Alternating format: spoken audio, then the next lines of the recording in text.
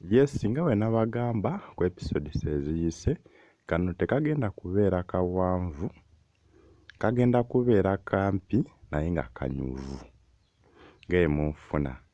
Tugenda ku episode egenda beera ya 10. Episode egenda beera ya 10 naye guba muliro buli kaseera. Gwayagala okujoininga Telegram account yaffe, just kyetaagisa kubeerako na data ku simu yo, then na namba esembya 51 genda sobola okubeera nti otuuka ku Telegram account yaffe olabe movies ku free. Temwerabira subscribinga wano na kulikinga na commentinga. Otuuka ku Telegram si kyangu kulaba movies ezimu kubanga amanya gazo sooka galaba. That is why tusooka bawaako update, then awo ne tusooka ne tubayitizaamu wano ne musobola okuba nti mutegeera, because zibaako amanya ate si kyangu.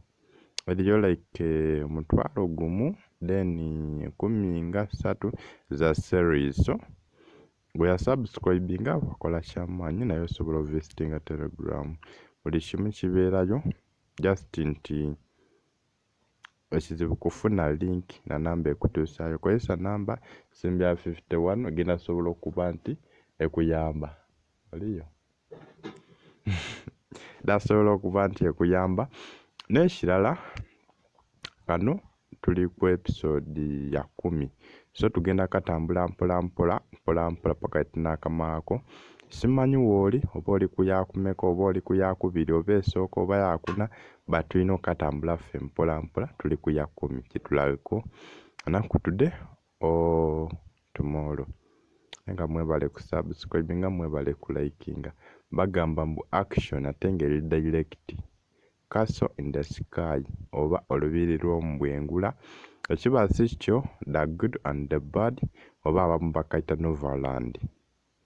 But Novaland oba toka mazzi eyo eriyo movies nga 10 zona bazita Novaland.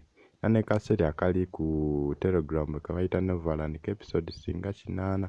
So oyinza onoonya Novaland nomayizanga bikususeeko. Naye nga subscribe, like, comment, share tweyongereyo.